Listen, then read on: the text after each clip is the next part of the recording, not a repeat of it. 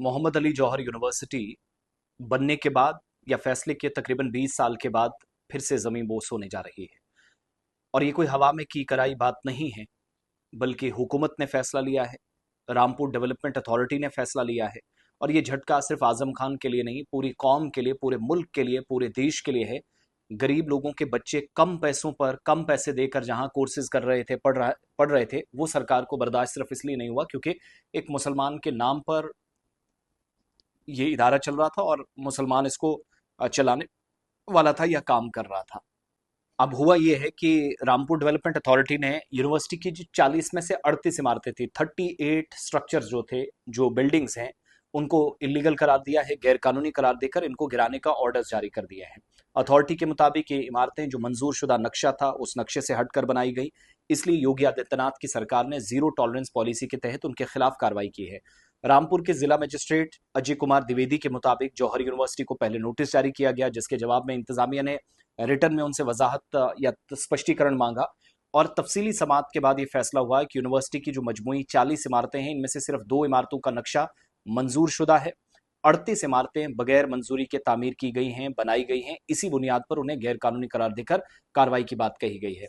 जिला मजिस्ट्रेट के मुताबिक जिस इलाके में जौहर यूनिवर्सिटी बनी है, वो साल 2024 के बाद रामपुर डेवलपमेंट अथॉरिटी के दायरा अख्तियार में है, आरडी के पास आता है।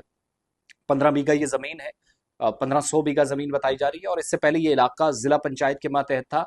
अब पूरे कैंपस में सिर्फ 2 इमारतें नक्शे के मुताबिक जिला पंचायत से मंजूर कराए गए, जिससे वाजे होता है कि यूनिवर्सिटी एडमिनिस्ट्रेशन को कानूनी जवाबित का इल्म था, लीगल प्रोसेस का पता था, लेकिन इसके बावजूद बाकी 38 इमारतों को मंजूरी इनकी नहीं ली गई और काम चलाया जा रहा। आरडीए के दायरा अख्तियार में आने वाली जो यूनिवर्सिटी है, इंतजामिया ने इन इमारतों की नक्शों की मंजूरी हासिल करने का कोई काम नहीं किया। और पूरे कैंपस में 2 इमारतें सही थी, बाकी सब गलत मानते हुए 15 दिनों की मोहलत यूनिवर्सिटी को दी गई है, ताकि वो खुद गैर कानूनी तामीरात को या इस यूनिवर्सिटी को गिरा दे। और मुकर्रर मुद्दत में अगर ऐसा नहीं होता तो रामपुर डेवलपमेंट अथॉरिटी खुद बुलडोजर चलाकर कार्रवाई करेगी। मोहम्मद अली जौहर यूनिवर्सिटी समाजवादी पार्टी के सीनियर लीडर आजम खान की सरपरस्ती में कायम की गई यूनिवर्सिटी है और वो इसके चांसलर भी हैं। आजम खान इस वक्त जेल में हैं। यूनिवर्सिटी पहले भी कई कानूनी और इंतजामी तनाजात की वजह से खबरों में आई। साल 2006 में जौहर यूनिवर्सिटी रामपुर रेलवे स्टेशन से तकरीबन 12 किलोमीटर दूर बनाई गई।